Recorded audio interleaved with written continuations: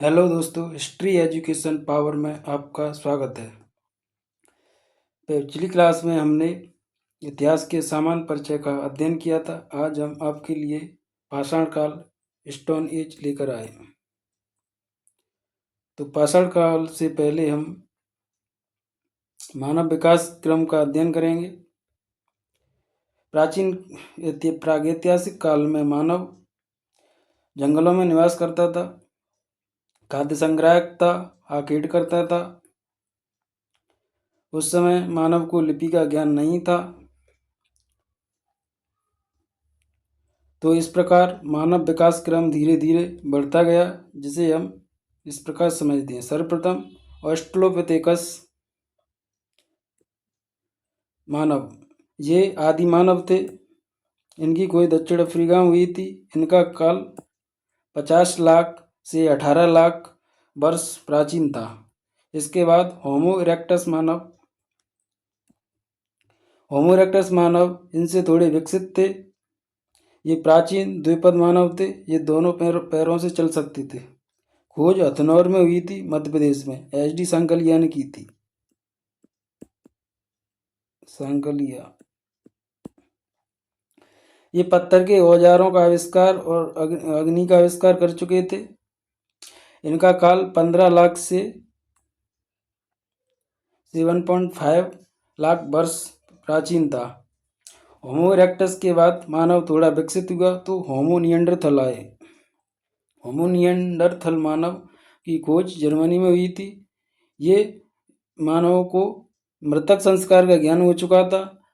अब ये तन पर को ढकना सीख गए थे, तो चमड़े के कपड़े पहनने लगे थे। ये इनका काल 1 लाख से 40,000 वर्ष प्राचीन था।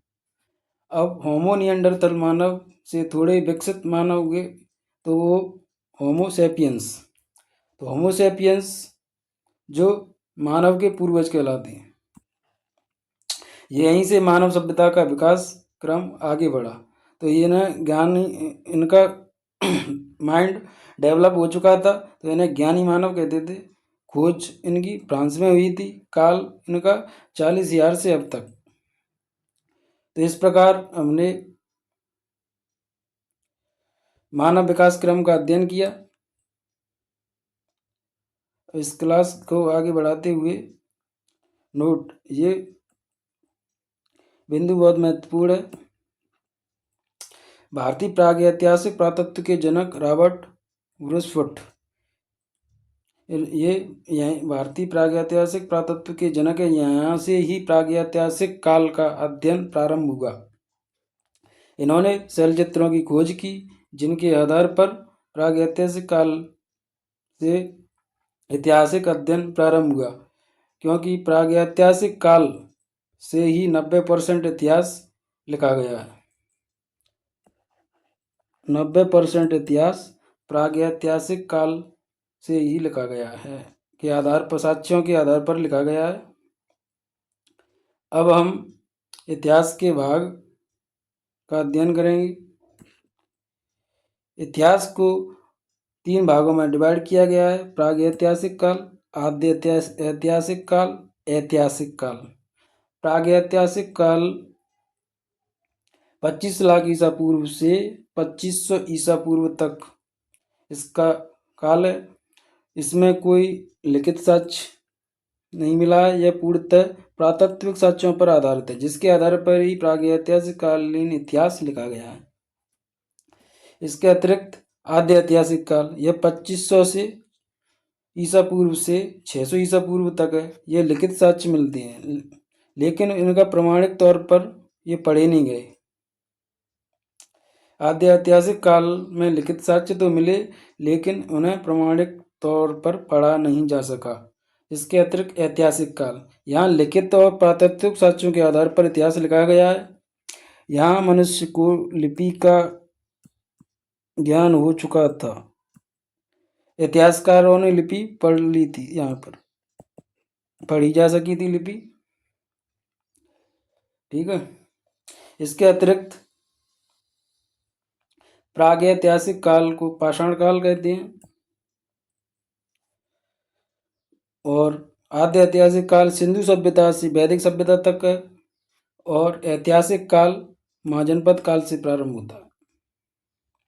तो हम पाषाण काल को समझते हैं। पाषाण काल को 3 भागों में डिवाइड किया गया है। पुरापाषाण काल पैलियोलिथिक एज 2 लाख से 10,000 वर्ष पूर्व, मध्य पाषाण काल मेसोलिथिक एज 10,000 से 6,000 वर्ष पूर्व और नवपाषाण काल नियोलिथिक एज 6,000 से 1,000 वर्ष पूर्व। तो इस प्रकार हमने पाषाण काल के भागों का अध्ययन किया। अब आगे की क्लास में हम पुरापाषाण काल को समझेंगे। इन्हें भी 3 भागों में डिवाइड किया गया है।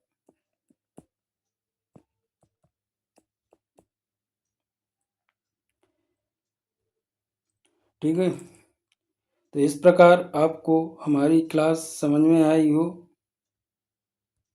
तो लाइक और सब्सक्राइब जरूर करें और हम ऐसे ही क्लास लेकर आते रहेंगे। धन्यवाद।